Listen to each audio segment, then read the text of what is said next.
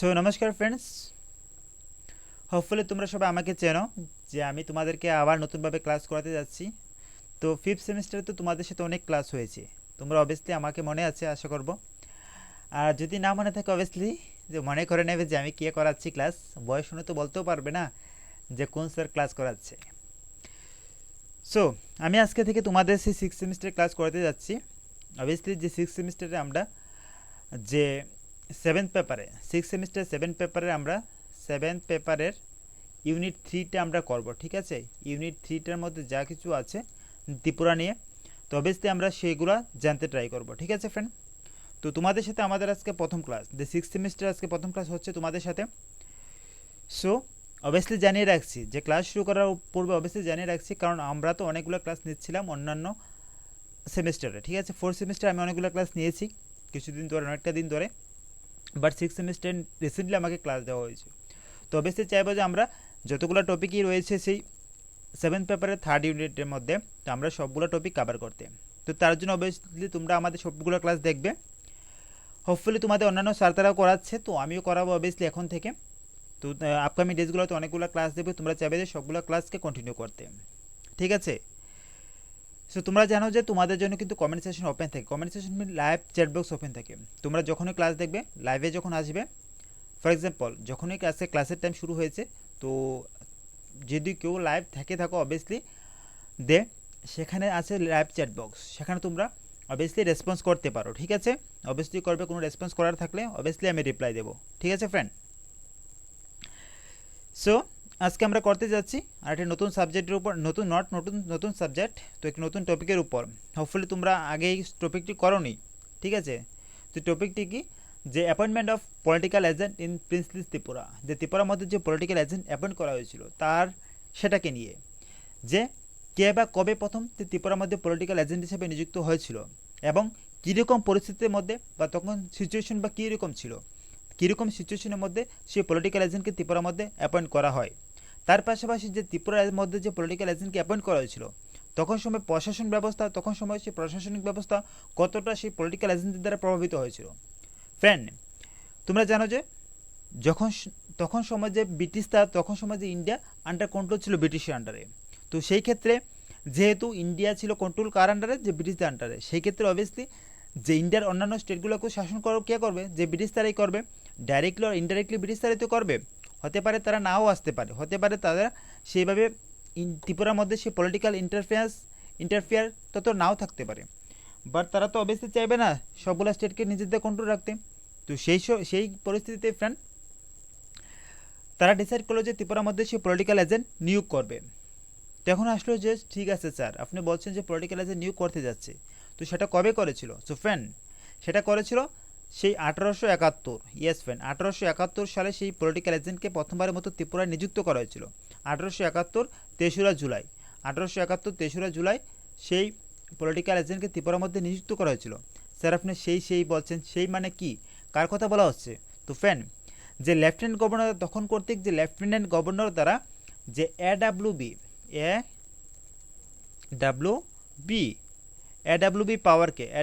পাওয়ারকে ত্রিপুরার মধ্যে যে প্রথমবারের মতো যে পলিটিক্যাল এজেন্ট হিসেবে নিযুক্ত করা হয়েছিল, ঠিক আছে। এখন বলতে পারতে স্যার আচ্ছা নিযুক্ত করা হয়েছে পলিটিক্যাল এজেন্টকে ত্রিপুরার মধ্যে, তাহলে ওনার কাজ কী ছিল? ওনাকে যে অ্যাপয়েন্টেড করা হয়েছে অবভিয়াসলি কিছু দায়িত্ব থাকবে, কর্তব্য থাকবে। তো এখন উনি ত্রিপুরায় এসে কি করবে, তো সেক্ষেত্রে অনেক কিছু, তো অবভিয়াসলি আমরা জানবো আমাদের এই ক্লাসটির মাধ্যমে। তোমরা চাইবে যে ক্লাসটি লাস্ট অবধি দেখতে, অবশ্যই সবাই লাস্ট অবধি দেখবে। আদারওয়াইজ তোমরা যারা লাস্ট অবধি দেখবে না তাদের কিন্তু যে রুলং কিন্তু কাউন্ট করা হবে না। তোমরা কিন্তু টাইম টু টাইম ক্লাসের মধ্যে রেসপন্স করবে। এন্ড অফ দ্য ক্লাস অবশ্যই তোমাদেরকে বলবো যে তোমরা তোমাদের নাম এবং তোমাদের যে রুলংটি আছে অবভিয়াসলি বলবে। কোথায় বলবে? সেই লাইভ চ্যাট বক্সের মধ্যে অবভিয়াসলি সবাই বলবে, যখন বলবো তখনই বলবে, এখন বলতে হবে না, ঠিক আছে ফ্রেন্ড। Let's start. সো আমরা করতে যাচ্ছি সেই পলিটিক্যাল এজেন্ট কীভাবে ত্রিপুরার মধ্যে অ্যাপয়েন্ট করা হয়েছিল। হোপফুলি তোমরা আইপিসি শুনেছ। আইপিসি মিন্স কি? What is the meaning of IPC? Indian police service? No friend, এখানে আইপিসি মিন্স ইন্ডিয়ান পুলিশ সার্ভিসকে বোঝানো হচ্ছে না। তাহলে এখানে কি বোঝানো হচ্ছে বলতে পারো? যে তাহলে এখানে কি বোঝানো হচ্ছে? আমরা তো জানি আইপিসি পরে আসছে যে ইন্ডিয়ান পুলিশ সার্ভিস। তো ফ্রেন্ড, এখানে আইপিসি বলতে বোঝানো হচ্ছে তখন সময়ে যে ইন্ডিয়ান পলিটিক্যাল সার্ভিস, যে ইন্ডিয়ান পলিটিক্যাল সার্ভিসের যদি কোনো অফিসার যখন পলিটিক্যাল এজেন্ট পদে সেই দেশীয় রাজ্যে নিযুক্ত করা হয়, তখন সময় কী করা হতো, সেই ইন্ডিয়ান পলিটিক্যাল সার্ভিসের কোনো অফিসারকে যে পলিটিক্যাল এজেন্ট হিসেবে কোথায় নিয়োগ করা হতো, সেই দেশীয় রাজ্যে। দেশীয় রাজ্যে মিন্স ত্রিপুরার মতো সেই প্রিন্সলি স্টেটগুলো আছে, যেমন অন্যান্য সেমভাবে অন্যান্য বিভিন্ন স্টেট আছে, সেই সব স্টেটের মধ্যে সেই অফিসারদের নিযুক্ত করা হতো। এখন বলতে পারতে স্যার সেই অফিসারদের নিযুক্ত করাই বা হতো কেন, বা করার দরকারটা কী ছিল? অ্যাকচুয়ালি ফ্রেন্ড, তখন সময় করাটা দরকার ছিল, কিসের জন্য দরকার ছিল? ব্রিটিশ যে কর্তৃপক্ষ, যে ব্রিটিশ প্রশাসন, তারা চাইতো যে, তারা কীভাবে চাইতো, তারা যদি এখন দেশীয় রাজ্যগুলোর সম্বন্ধে ইনফরমেশন নিতে হয়, তারা কীভাবে নেবে? যদি কোনো কিছু ইনফরমেশন নেওয়া থাকে, যদি কোনো কিছু ইনফরমেশন নেওয়া থাকে তাহলে তারা কীভাবে নেবে? তো সেগুলো অবভিয়াসলি তার জন্য কারো না কারো দরকার হবে না। ফর এক্সাম্পল, এখন যদি কথা বলি, এখন যদি ইন্ডিয়া গভর্নমেন্টের কথা বলি, ইন্ডিয়া গভর্নমেন্ট যদি তার সেই স্টেটের সম্বন্ধে যদি ইনফরমেশন নেওয়ার থাকে তাহলে সে কারোর কাছ থেকে নেবে? অবভিয়াসলি গভর্নর বা চিফ মিনিস্টার এরকম তাদের অফিসারের কাছ থেকে তো, এরকম তাদের কাছ থেকে তো নেবে না অবভিয়াসলি। তো সেমভাবে তখন সময় ব্রিটিশ সরকার তো কারো দ্বারা তো সেই স্টেটের, সেই দেশীয় রাজ্যগুলোর খবরাখবর নেবে অবভিয়াসলি, না হলে কীভাবে তাদের সেই ক্ষমতা বা তাদের সেই কন্ট্রোল রাখবে সেই দেশীয় রাজ্যগুলোর উপর। তো সেসব বিভিন্ন কারণে যে ব্রিটিশ কর্তৃপক্ষ চাইতো যে পলিটিক্যাল এজেন্ট নিয়োগ করা হোক সেসব স্টেটগুলোর মধ্যে, এবং সেসব স্টেটগুলো যাতে তাদের কন্ট্রোল রাখা হোক। তো সেসব স্টেটগুলোর মধ্যে যে পলিটিক্যাল এজেন্ট নিযুক্ত করার বিভিন্ন কারণ ছিল। প্রথমত, যে বিভিন্ন সংস্কারগুলো নিয়ে আসছিল, যে ব্রিটিশ সরকার দেখেছিলাম যে আমরা যদি সেই ফর এক্সাম্পল সেই কনস্টিটিউশনাল রিফর্মসের কথা বলি, সেই কনস্টিটিউশনাল রিফর্মস বিটুইন যে 1909 to 1935, এরকম বিভিন্ন তখন সময় বিভিন্ন সংস্কার তারা নিয়ে এসেছিলো, বিভিন্ন রিফর্মস তারা নিয়ে এসেছিলো সে ব্রিটিশ সরকার। তো সেসব সংস্কার বা সেসব রিফর্মসগুলো নিয়ে এসেছিলো, তো সেগুলো কার দ্বারা ইমপ্লিমেন্ট করবে? অবভিয়াসলি তার জন্য তো কেউ না কেউ দরকার লাগবে। তো সেক্ষেত্রে তখন সময় তো জানো যে ত্রিপুরার মধ্যে রাজন্য বা রাজার শাসন ছিল। তখন সময় তো অবভিয়াসলি যে ব্রিটিশ সরকার বলবে রাজারা শুনবে, সেমনটা তো হতে পারে না, ঠিক আছে না? তো তার জন্য অবভিয়াসলি তো কারো না কারো তো অ্যাপয়েন্ট করা দরকার, যে তার হয়ে সেগুলো পরিচালনা করবে, শাসন করবে, দেখাশোনা করবে, খবর দেবে ব্রিটিশ সরকারকে যে কী চলছে সেই দেশীয় রাজ্যগুলোর মধ্যে। তো সেই ক্ষেত্রে তারা ভাবলো যে যদি একজন পলিটিক্যাল এজেন্ট নিযুক্ত করা হয় সেই দেশীয় রাজ্যগুলোর মধ্যে, ত্রিপুরার মতো স্টেটগুলোর মধ্যে, তাহলে তারা সেখান থেকে সব কিছু পেতে পারে। তাছাড়া বিভিন্ন সংস্কারগুলোতে নিয়ে আসছিল সেগুলো যাতে তারা ইমপ্লিমেন্ট করতে পারে। পাশাপাশি সেগুলোও দেখা যায় যে যদি তার মধ্যে কোনো অপরাধমূলক কাজ হয়ে থাকে সেই স্টেটের মধ্যে, অবভিয়াসলি তারা যাতে সেগুলো কন্ট্রোলে নিতে পারে। তো সেসব বিভিন্ন কারণে যে পলিটিক্যাল এজেন্টদের নিয়োগ করা হয়েছিল। তাছাড়া তারা সেটাও বলতেন যে সুশাসনের নামে তারা কিন্তু যে সেই পলিটিক্যাল এজেন্টদের অ্যাপয়েন্ট করা হয়েছিল। কীভাবে অ্যাপয়েন্ট করা হয়েছিল? তারা বলতো যে আমরা যেসবগুলো নিয়ে আসবো সেগুলো যাতে সেই স্টেটগুলো বেনিফিটেড হয় তার থেকে, তার জন্য তারা চাইতো যে সেই পলিটিক্যাল এজেন্টদের নিযুক্ত করা হতো, না হলে তো দেশীয় রাজ্যরা তারা সেসব বেনিফিট পাবে না। আদৌ কি তাদের সেরকম ইন্টেনশন ছিল? নো ফ্রেন্ড, সেরকম ইন্টেনশন আমরা কখনো বলতে পারি না যে তাদের সেরকম ইন্টেনশন ছিল। কেন বলতে পারি না? কারণ জানো যে ব্রিটিশরা কীভাবে সেই ইন্টেনশন থাকতে পারে? অবভিয়াসলি তারা তাদের স্বার্থই দেখবে আগে, তারপর অনেক কিছু আসবে। যে ত্রিপুরার মধ্যে পলিটিক্যাল অ্যাপয়েন্ট করার রিজন তো সেটা ছিল না। রিজন ছিল না। রিজন ছিল তারা যাতে তাদের সে পলিটিক্যাল স্বার্থ সেটা রক্ষা করতে পারে ত্রিপুরার মধ্যে, সেই জন্য তারা সেভাবে রেখেছিল। তাছাড়া তারা বলতো যে সেই পলিটিক্যাল এজেন্ট দ্বারা যে ত্রিপুরা রাজাদেরকে বিভিন্নভাবে পরামর্শ দেওয়া হবে, বিভিন্ন সময় বিভিন্ন ক্ষেত্রে পরামর্শ দেওয়া হবে, যাতে রাজারা তাদের দায়িত্ব কর্তব্য সেগুলো ঠিকভাবে পালন করতে পারে। তারা সেটা বলতো যে বিভিন্নভাবে অ্যাডভাইস দেওয়া হবে। বাট আদৌ কি সেটা ছিল? নো, সেটা কখনো হতে পারে না যে তারা অ্যাডভাইসের জন্যই যে পলিটিক্যাল এজেন্টকে নিযুক্ত করেছিল, সেটা কখনো হতে পারে না, সেই রাজাদের সাহায্য করার জন্য করেছিল। তো তখন সময় সেই দেশীয় রাজ্যগুলো, সেই দেশীয় রাজ্যগুলোর উপর কী ছিল যে সেই দেশীয় রাজ্যগুলোর উপর যে বিভিন্ন পলিটিক্যাল এজেন্ট তারা সেই রাজ্যগুলোর মধ্যে অ্যাপয়েন্ট করা হতো বা তারা থাকতো। তখন সময় কী হতো যে দেশীয় সেই রাজন্যবর্গরা কিন্তু অনেক সময় যে নিজ যে পলিটিক্যাল এজেন্ট ছিল তাদেরকে কিন্তু বিভিন্নভাবে মিথ্যা কথায় বুঝাতে পারতেন। অ্যাকচুয়ালি তো যে পলিটিক্যাল এজেন্ট যাদেরকে নিযুক্ত করা হতো তারা কিন্তু ততটা সেই রাজ্য সম্বন্ধে অ্যাওয়ার ছিল না প্রথম দিকে, ঠিক আছে না? তো প্রথম দিকে তারা কী করতো, সেই পলিটিক্যাল এজেন্টদের বিভিন্নভাবে মিথ্যা কথায় বোঝাতে পারতেন বিভিন্নভাবে, এবং যে প্রকৃত যেসব ঘটনাগুলো চলছিল এবং সেগুলো থেকে অনেকটা বিভ্রান্তি করতো বা দূরে রাখতো তাদেরকে। বাট কিন্তু বাট কিন্তু কখনো অবস্থা বা কোনো অবস্থায় কিন্তু সেই এজেন্টদের কিন্তু অমান্য করা যেত না, বা সেই এজেন্টকে কখনো সে ইগনোর করতে পারতো না সেই দেশীয় রাজ্যরা। আর যদি এক কথায় বলতে হয় তাহলে অবভিয়াসলি আমরা বলবো যে যে দেশীয় রাজ্যে যে পলিটিক্যাল এজেন্ট নিযুক্ত করে তাদের মেইন স্বার্থ ছিল যে ব্রিটিশদের স্বার্থ রক্ষা করা। তাদের মেইন উদ্দেশ্য ছিল যে ব্রিটিশদের সেই সাম্রাজ্য রক্ষা করার স্বার্থে সেই স্টেটের থেকে ইনফরমেশন নিয়ে যে ব্রিটিশ সরকারকে দেওয়া, সেটাই ছিল মেইন কথা। তো অবভিয়াসলি আমরা আমাদের ক্লাসে অবশ্যই জানবো আরও কিছু যে পলিটিক্যাল এজেন্টগুলো কীভাবে আসে এবং তারা আলটিমেটলি লাস্ট অব্দি কী কী করেছিল, এবং যে ত্রিপুরা প্রশাসন ব্যবস্থার মধ্যে তারা কি প্রশাসন ব্যবস্থায় কতটা প্রভাবিত করেছিল এবং কীরকম পরিস্থিতিতেই বা সেরকম সে এজেন্টকে তারা নিযুক্ত করেছিল, বা তখন সময় সিচুয়েশন কী ছিল যে তারা যে অ্যাপয়েন্ট করেছিল তখন সময় সেই ত্রিপুরার পরিস্থিতি বা কী ছিল। সো ফ্রেন্ড, আমরা যদি এখন দেখি অ্যাপয়েন্টমেন্ট নিয়ে কথা বলি যে ত্রিপুরার মধ্যে সেই পলিটিক্যাল এজেন্টকে অ্যাপয়েন্ট কীভাবে করা হয়েছিল। প্রথমত আসবে যে যদি প্রথম কথা বলি যে রাজ্যের সেই খবরাখবর যে নিউজ নেওয়ার জন্য, যে রাজ্যের যে খবরাখবর সেগুলো নেওয়ার জন্য তারা প্রথমত সেই পলিটিক্যাল এজেন্টকে নিযুক্ত করে। কীভাবে নিযুক্ত করে আমরা প্রথমেই বলেছি, আমরা যখন ডিসকাশন দিই তখনই বলেছি যে রাজ্যের বিভিন্ন খবরাখবর সেগুলো যাতে কালেক্ট করতে পারে, কাদের থেকে, যে সে রাজ্যে থেকে কালেক্ট করতে পারে, এবং কালেক্ট করে কোথায় পাঠাবে, সে ব্রিটিশদের কাছে পাঠাবে, যারা সেখানে বসে যাতে সঠিক স্টেপগুলো নিতে পারে। কারা নিতে পারে, যে ব্রিটিশ সরকার সেই রাজ্যের উপর যাতে সঠিক স্টেপগুলো নিতে পারে, কখন কী দরকার সেটা তো তারা সেই পলিটিক্যাল এজেন্টদের দ্বারা জানবে না। তো সেই ক্ষেত্রে তারা কিন্তু সেভাবে করতে থাকে। এখন মেন আসো যে রাজ্যের মেন খবরাখবর যে ব্রিটিশ সরকারের কাছে পৌঁছে দেওয়া। কীরকম খবরাখবর, যে সেই দেশীয় রাজ্যগুলোর বিভিন্ন কার্যকলাপ, তাদের যে ক্রিয়ার কার্য আছে সেগুলো তারা কী কী করছে সেই রাজ্যের মধ্যে, তাদের সেই রাজ্যের মধ্যে কী কী করছে সেরকম ঘটনা বলি। তাছাড়া বিভিন্ন ঘটনা বা বিভিন্ন প্রজাদের বিদ্রোহ খবর, প্রজারা কি সেই রাজার বিরুদ্ধে বিদ্রোহ করছে কি না, বা রাজাদের বিভিন্ন গতিবিধি সেগুলো তারা সবসময় ফলো করতো। তো এইসব বিভিন্ন কারণ ছিল যে কারণে যে পলিটিক্যাল এজেন্টদের নিয়োগ করা হতো। সো এখন যদি আমরা নেক্সট কারণের কথা বলি, নেক্সট কারণের কথা হবে সীমান্ত যে রক্ষা, সিকিউরিটি রিজনে। সিকিউরিটি রিজন তারা কি করে, সেই রকম পরিস্থিতিতে তারা সেই সীমান্ত রক্ষার খাতিরে কিন্তু তারা তাদের নিযুক্ত করে। কিভাবে, তোমরা দেখেছো যে তখন সময় কিন্তু ত্রিপুরা রাজ্যে কিন্তু মাঝে মাঝে যে লুসাই ছিল, যে লুসাই এবং কুকি যে কমিউনিটি ছিল, যে লুসাই এবং কুকি, যে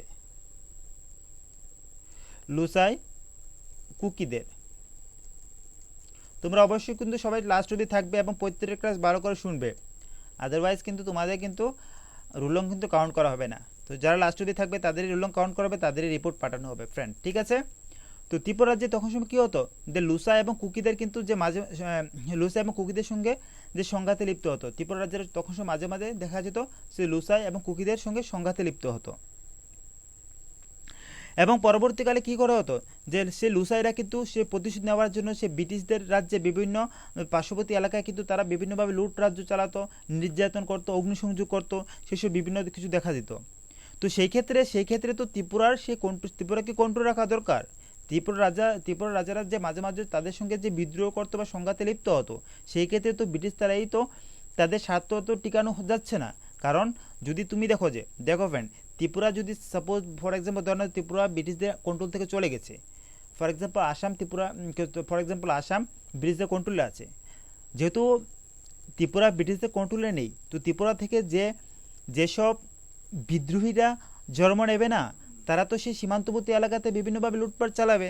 তো সেই ক্ষেত্রে অবভিয়াসলি ত্রিপুরাকে কন্ট্রোল করা দরকার। যে আদারওয়াইজ যদি না কন্ট্রোল করতে পারে তাহলে কিন্তু তারা পাশাপাশি অন্যান্য রাজ্যগুলোকেও হারাবে। তো সেই ক্ষেত্রে অবভিয়াসলি ত্রিপুরাকে কন্ট্রোল করতে হলে অবভিয়াসলি ত্রিপুরার মধ্যে কাউকে না কাউকে রাখতে হবে, যে রাজা কী করছে, কী করতে যাচ্ছে, এবং রাজ্যে কী কারণে মানুষের সঙ্গে সে প্রতিবাদে লিপ্ত হচ্ছে। তো সেসব বিভিন্ন কারণগুলো দেখার জন্য অবভিয়াসলি যে কাউকে না কাউকে অ্যাপয়েন্ট করতে হবে। তো সেই ক্ষেত্রেও পলিটিক্যাল এজেন্টের কথা আসে, যে নিরাপত্তা রক্ষার স্বার্থে কিন্তু সেই পলিটিক্যাল এজেন্টকে ত্রিপুরার মধ্যে নিয়োগ করা হয়েছিল, এবং সেটা ছিল খুব গুরুত্বপূর্ণ কারণ যে তারা নিয়োগ করার পেছনে শুধু রাজাদের সাহায্য করতে আসেনি, তারা চাইতো যে তাদের সেই সীমানা তারা যাতে রক্ষা করতে পারে, সেই স্বার্থে তারা সেই পলিটিক্যাল এজেন্টকে নিযুক্ত করে। এবং নেক্সট ওয়ানের কথা যদি বলি, যে ত্রিপুরা রাজাদের অবভিয়াসলি ব্রিটিশদের কিছু অবভিয়াসলি কিছু উইশ ছিল বা ইচ্ছা ছিল, যে ডিজায়ার ছিল কিছু। তো অবভিয়াসলি কী ছিল সেগুলো অবভিয়াসলি তাদের তো কিছু থাকবে না, যে পলিটিক্যাল এজেন্ট নিযুক্ত করবে তারা তাদের বেতন দিয়ে সেই পলিটিক্যাল এজেন্টকে ত্রিপুরার মধ্যে রাখবে, ত্রিপুরা রাজাদের সাথে ত্রিপুরা রাজারা কী করছে নো অ্যাকচুয়ালি ত্রিপুরা রাজাদের কাজে সাহায্য করবে, সেটা তো হতে পারে না। তারা এত টাকা মাইনে দিয়ে ত্রিপুরার জন্য একজন পলিটিক্যাল এজেন্ট রাখবে, অবশ্যই সে পেছনে তার পেছনে কিছু স্বার্থ তো অবশ্যই থাকবে না।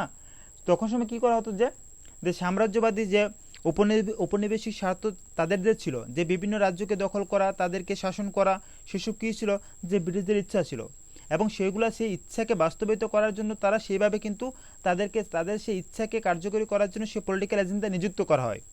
পলিটিক্যাল এজেন্ট নিযুক্ত করে যাতে তাদের যে ইচ্ছা আকাঙ্ক্ষাগুলো আছে সেগুলোতে স্বার্থ যাতে ক্ষুণ্ণ না হয়, কোনো কারণে যাতে সেই স্বার্থের মধ্যে ব্যাঘাত না ঘটে। তো সেই সব বিভিন্ন কারণে যে তারা পরবর্তীকালে ত্রিপুরার মধ্যে সেই পলিটিক্যাল এজেন্টদের নিয়োগ করে। এবং দেখা যেত যে আমরা পড়েছিলাম আগেও যে ত্রিপুরা রাজারা কিন্তু তখন চাইতো না যে তারা পলিটিক্যাল এজেন্ট ত্রিপুরার মধ্যে থাকুক।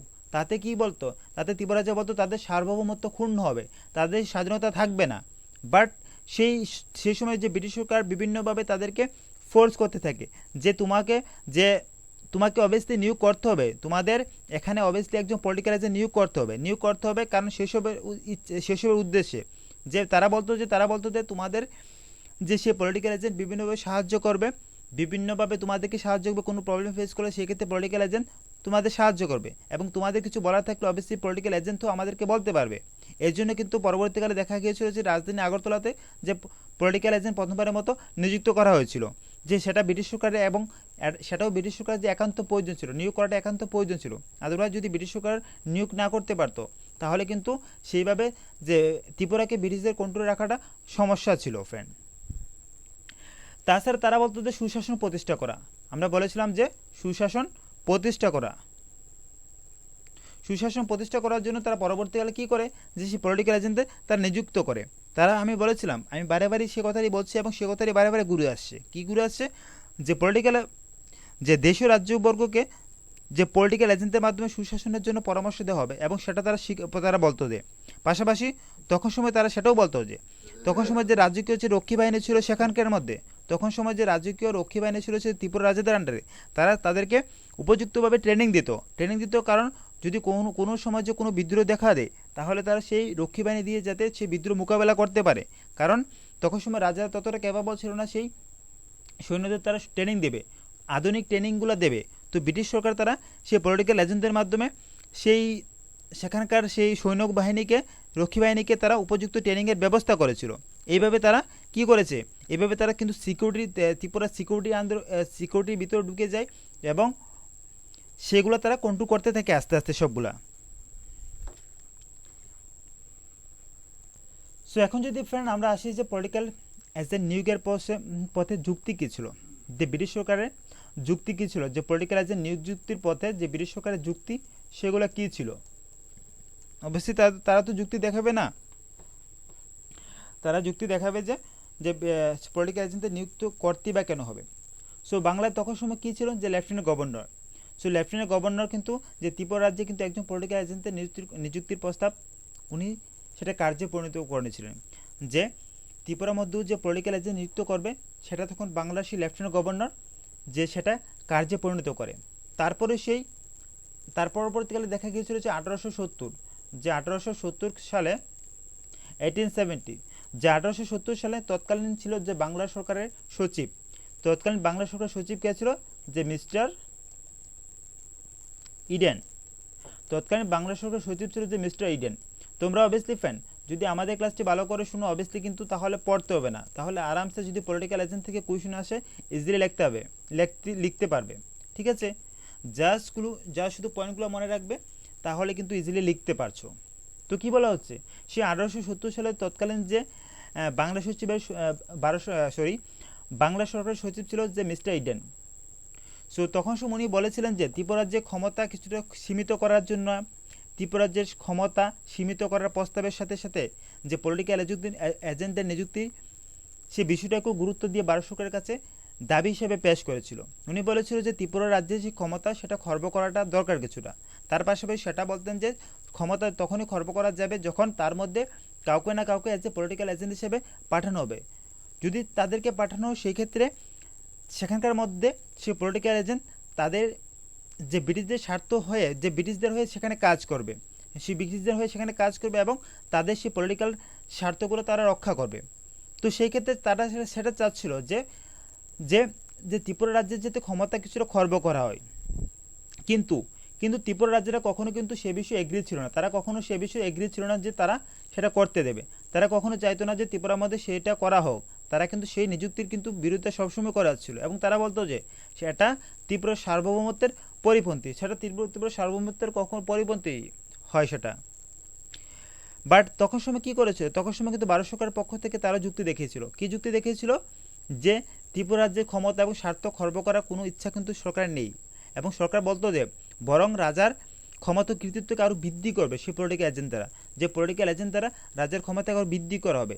সেক্ষেত্রে যে ভারত সরকার সেই সাফাই দিয়েছিল তখন সময় তার উপর বেস করে, তখন সময় যে ভারত সরকার গিয়েছিল হচ্ছে ব্রিটিশ ছিল, তখন সময় তারা সাফাই দিয়েছিল তাতে রাজ্যের ক্ষমতা খর্ব করার কিছু নেই। বাট কিন্তু যে মিস্টার ইডেন যে রিপোর্ট দিয়েছেন তাতে কি বলেছিলেন, মিস্টার ইডেন যে রিপোর্ট দিয়েছেন তাতে বলেছিলেন যে ত্রিপুরার স্বার্থকে, ত্রিপুরা ক্ষমতাকে, ত্রিপুরা রাজ্যের ক্ষমতা কিছু খর্ব করতে হবে এবং তার জন্য পলিটিক্যাল এজেন্ডা নিযুক্ত করতে হবে। বাট সরকার কিন্তু পরবর্তীকালে ছাপাই দিয়ে দেয় তাদের কিন্তু সেরকম ইন্টেনশন নেই। ঠিক আছে, তো কী ভাবতে পারো তোমরা, কি সেরকম ইন্টেনশন ছিল কি ছিল না? অবশ্যই ছিল, তার জন্যই তো তারা পলিটিক্যাল এজেন্ট নিযুক্ত করে, না হলে কেন নিযুক্ত করবে? তো এরকম আরও অনেক কিছু তারা যুক্তি দেখিয়েছিল যে যদি সেইভাবে পলিটিক্যাল এজেন্টকে নিযুক্ত করা যায় তাহলে তারা সে ত্রিপুরা সরকার অনেকভাবে উপকৃত হবে। ত্রিপুরা সরকারকে বিভিন্নভাবে বিভিন্ন প্রয়োজনীয় বিষয়ে তারা পরামর্শ দেবে, বিভিন্ন সংস্কার সাধনের ক্ষেত্রে তাদেরকে সাহায্য করবে। তখন সময় তারা সেইভাবে করতে থাকতো। তো এইভাবে কিন্তু তারা যে ত্রিপুরা ইন্টারনাল ম্যাটারে কিন্তু সেই পলিটিক্যাল এজেন্টকে তারা ইনভলভ করে দেয় এবং তারা সেই ইন্টারনাল ম্যাটারে ইনভলভ করার কারণে তারা বিভিন্নভাবে সে বিভিন্ন ক্ষেত্রে হস্তক্ষেপ করতে শুরু করে, বিভিন্ন পলিটিক্যাল ইকোনমিক সব কিছু ক্ষেত্রে কিন্তু কী করে, সোশ্যাল পলিটিক্যাল ইকোনমিক সব ক্ষেত্রে তারা হস্তক্ষেপ করতে শুরু করে। এইভাবে ত্রিপুরার মধ্যে সেই ইন্টারফিয়ার শুরু হতে থাকে ফ্রেন্ড আলটিমেটলি। তো শেষ পর্যন্ত আসে যে পলিটিক্যাল এজেন্ট নিয়োগ। এখন আসলে যে পলিটিক্যাল এজেন্টের নিয়োগ নিয়ে তো সমস্যাগুলো হচ্ছে, তো আমরা সেটা কি পড়ছি যে পলিটিক্যাল এজেন্টমেন্ট অ্যাপয়েন্টমেন্ট নিয়ে কিন্তু সেই সমস্যাগুলো নিয়ে পড়ছি। যে অ্যাপয়েন্টমেন্ট নিয়ে কি সমস্যাগুলো যে বুক করছিল, কেউ তার অপিনিয়ন দেখাচ্ছিল যে কী কী কারণে যে পলিটিক্যাল এজেন্টকে নিয়োগ করা হবে। ত্রিপুরা রাজ্যে সেটা মানতে রাজি ছিল না, বাট ত্রিপুরা রাজ্যকে পরবর্তীকালে বোঝানো হয়েছে যদি পলিটিক্যাল এজেন্ট তুমি অ্যাপয়েন্ট করো তাহলে তুমি সেই সব স্বার্থগুলো পাবে। বাট আলটিমেটলি কিন্তু সেটা ছিল না। তো আলটিমেটলি বা পরবর্তীকালে দেখা গিয়েছিল যে যে ভারত সরকারের সেই অভিমত ছিল যে আগরতলায় পরবর্তীকালে একজন যে অফিসারকে নিযুক্ত করা হন, যে পলিটিক্যাল এজেন্ট হিসেবে একজনকে নিযুক্ত করা হোক এবং উনি যাতে সেই ব্রিটিশ সরকারের স্বার্থ এবং ত্রিপুরা রাজারকে বিভিন্ন কাজে পরামর্শ দিতে পারে সে অবস্থায় এবং সেরকম পরিস্থিতিতে।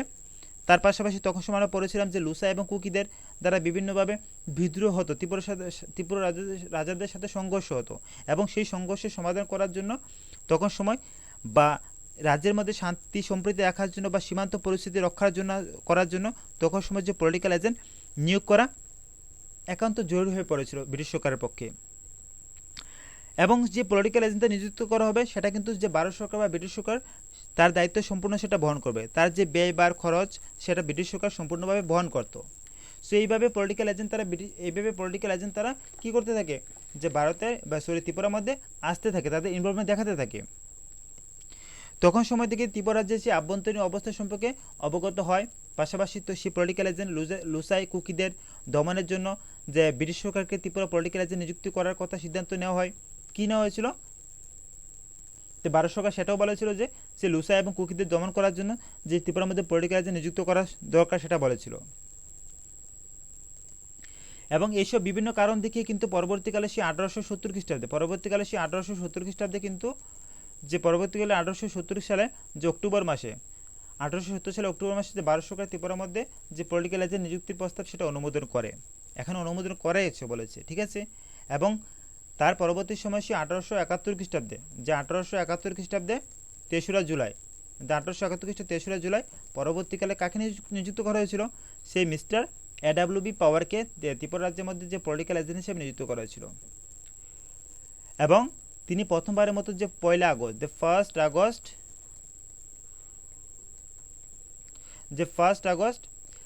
যে 1871 যে আগরতলায় কার্যভার গ্রহণ করে এবং তিনি যে প্রথমবার মতো যে আগরতলার মধ্যে কার্যভার গ্রহণ করেছিল। তো এই ছিল তার ব্যাকগ্রাউন্ড যে কীভাবে সেই পলিটিক্যাল এজেন্টকে অ্যাপয়েন্ট করা হয়। সো এখন আসবে আমরা বলেছিলাম যে তার প্রশাসনের মধ্যে সে পলিটিক্যাল এজেন্টদের নিয়োগ করেছিল তখন সময় সেই ত্রিপুরা প্রশাসনের মধ্যে কী প্রভাব পড়েছিল। সো ফ্রেন্ড, আমরা পড়েছিলাম কাকে নিযুক্ত করা হয়েছিল পলিটিক্যাল এজেন্ট হিসেবে, এডাব্লিউবি পাওয়ার। ওনাকে যে নিয়োগ করা হয়েছিল না, ওনাকে তো নিয়োগ করা হয়েছিল।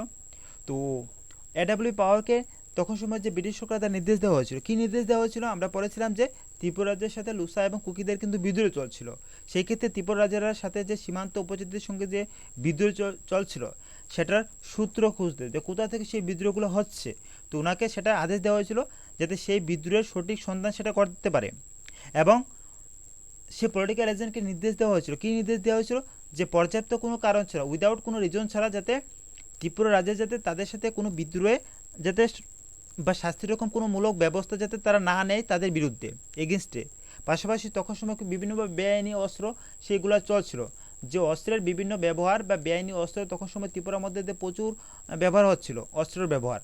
এবং সেই অস্ত্র পাচারকে বন্ধ করার জন্য সেই পলিটিক্যাল এজেন্টকে যে পরামর্শ দেওয়া হয়েছিল যাতে যাতে ত্রিপুরা রাজ্যকে সেগুলোকে বোঝানো হয়, ত্রিপুরা রাজ্যকে বিভিন্নভাবে সাহায্য করে সেগুলো অস্ত্র যে বেআইনি অস্ত্র পাচার সেটা বন্ধ করার জন্য। এইভাবে কি করে, এইভাবে কিন্তু ত্রিপুরা পলিটিক্যাল ম্যাটারে বা ত্রিপুরা পড়াশোনার ক্ষেত্রে কিন্তু সেই পলিটিক্যাল এজেন্টদের কিটা ইনভলভমেন্ট আসতে শুরু করে। এবং আলটিমেটলি কিন্তু ধীরে ধীরে কী হচ্ছে, আমরা বলেছিলাম যে আলটিমেটলি প্রথমে বলেছিলাম যে তাদের সেই প্রস্তাবে কিন্তু বলা হয়েছিল যে ত্রিপুরা রাজার সেই ক্ষমতায় কিছু খর্ব করা। তো কী করা হয়েছিল সেই পলিটিক্যাল এজেন্টের মাধ্যমে, আলটিমেটলি আমরা লাস্ট পর্যন্ত দেখতে পেলাম যে ত্রিপুরা রাজাদের সেই ক্ষমতায় খর্ব করা হচ্ছিল। এবং পরবর্তীকালে দেখা গিয়েছিল ত্রিপুরা রাজ্যে কিন্তু অনেক কিছু সিদ্ধান্ত নেওয়ার ক্ষেত্রে কিন্তু সেই পলিটিক্যাল এজেন্টদের কিন্তু পরামর্শ নিতে হতো। আলটিমেটলি কিন্তু ত্রিপুরা রাজ্যেও কিন্তু সেই পলিটিক্যাল এজেন্টদের আন্ডারে চলে যায়। কারণ আমরা জানতাম যে পলিটিক্যাল এজেন্টকে কিন্তু ত্রিপুরা রাজ্যেরা কখনো যে অগ্রাহ্য করতে পারতো না, তাদেরকে ইগনোর করতে পারতো না। তো পরবর্তীকালে যখন রাজ্যকে কোনো ডিসিশন নিতে হতো, অবভিয়াসলি তখন সময় যে পলিটিক্যাল এজেন্টদের মানতে হতো, তাদের কাছ থেকে পরামর্শ নিতে হতো এবং তাদের কাছ থেকে পরামর্শ নিয়ে কিন্তু সেসব বিষয়ে অ্যাকশন নিতে পারতো। আদারওয়াইজ তারা কিন্তু তখন কিন্তু ততটা পাওয়ারফুল ছিল না। ত্রিপুরা রাজ্যের রাজাদের কিন্তু ক্ষমতা সেভাবে খর্ব করা হচ্ছিল পলিটিক্যাল এজেন্ট নিয়োগের মাধ্যমে। কিন্তু ব্রিটিশ সরকার যে ত্রিপুরা রাজ্যের সেই আভ্যন্তরীণ ব্যবস্থাগুলো, ব্যাপারগুলো যেগুলো চলছিল সেগুলো কিন্তু ইজিলি জানতে পারে। কীভাবে জানতে পারে, উনি সব কিছু ত্রিপুরা রাজ্য থেকে ইনফরমেশন কালেক্ট করে সেগুলো সংবাদগুলো প্রেরণ করে দেয়। কোথায় প্রেরণ করে দেয়, সেই ব্রিটিশ সরকারের কাছে। আর ব্রিটিশ সরকার তো সেটাই চাইতো যে পলিটিক্যাল এজেন্ট নিযুক্ত করে যাতে ত্রিপুরা রাজ্যের মধ্যে কী চলছে সেগুলো যাতে পায় তারা। তো সেসব বিভিন্ন স্বার্থে তারা সে পলিটিক্যাল এজেন্টকে নিযুক্ত করে। এবং পলিটিক্যাল এজেন্ট নিযুক্ত করার পরে ত্রিপুরা প্রশাসনিক ব্যবস্থার মধ্যে সেসব পরিবর্তনগুলো ধীরে ধীরে আসতে শুরু করে। পাশাপাশি তারা তখন সময় চাইতো যে ত্রিপুরা রাজ্যের সেই পূর্ব সীমান্ত কিন্তু রক্ষা করার জন্য সেই এজেন্টদের নিযুক্ত করা হয়েছিল। এবং সীমান্তে নিরাপত্তার সাথে যাতে লুসা এবং কুকিদের দমন করা যায় এবং তার জন্য সেই পলিটিক্যাল এজেন্টদের নিযুক্ত করা হয়। সো এইভাবে সেই পলিটিক্যাল এজেন্টদের নিযুক্ত করা হচ্ছিল। পরবর্তীকালে সেই 1944 খ্রিস্টাব্দে সেই পলিটিক্যাল এজেন্টদের নতুন নামকরণ করা হয়েছিল। কী করা হয়েছিল, রেসিডেন্সি। ইয়েস, পরবর্তীকালে তাদের নতুন নাম করা হয়েছিল রেসিডেন্সি। তো এই ছিল ফ্রেন্ড যে পলিটিক্যাল অ্যাপয়েন্টমেন্ট, যে পলিটিক্যাল এজেন্ট কীভাবে ত্রিপুরার মধ্যে আসে, কে আসছিল বা কবে আসছিল, কীভাবে আসছিল বা কোন কারণে এসেছিল। তো সেসব কিছু ছিল বিভিন্ন কারণগুলো। তোমরা অবভিয়াসলি আশা করি তোমরা বুঝতে পারছো যে কীভাবে সেই পলিটিক্যাল এজেন্টদের অ্যাপয়েন্টমেন্ট করা হয়েছিল বা কোন কোন পরিস্থিতিতে ত্রিপুরা রাজা করতে বাধ্য হয়েছিল এবং ত্রিপুরা রাজার সেই ক্ষমতাকে কীভাবে তারা খর্ব করেছিল ব্রিটিশ সরকার, এবং কী কী কারণ দেখিয়ে যে ত্রিপুরার মধ্যে সেই পলিটিক্যাল এজেন্টকে এনেছিল তারা। সো আমাদের ক্লাস এই পর্যন্তই আজকে। হোপফুলি তোমাদের ক্লাস ভালো লেগেছে, তোমরা কিছু শিখতে পেরেছো। তো আপকামিং ডেজগুলোতে আমরা অবশ্যই অনেকগুলো ক্লাস করবো ত্রিপুরা হিস্ট্রির উপরে। তোমরা অবশ্যই সবগুলো ক্লাস দেখবে, লাস্ট অবধি থাকবে, প্রত্যেকটা ক্লাস করবে। আর বলবো যে তোমাদের তো নেম এবং তোমার যে রুল নং আছে অবশ্যই কোথায় শেয়ার করবে, যে হোয়াটসঅ্যাপ গ্রুপের মধ্যে। তোমাদের যে হোয়াটসঅ্যাপ গ্রুপে আছে সেখানে সবাই শেয়ার করে দেবে। কী শেয়ার করে দেবে, তোমাদের নাম এবং রুল নং সুন্দর করে লিখে শেয়ার করে দেবে, ঠিক আছে।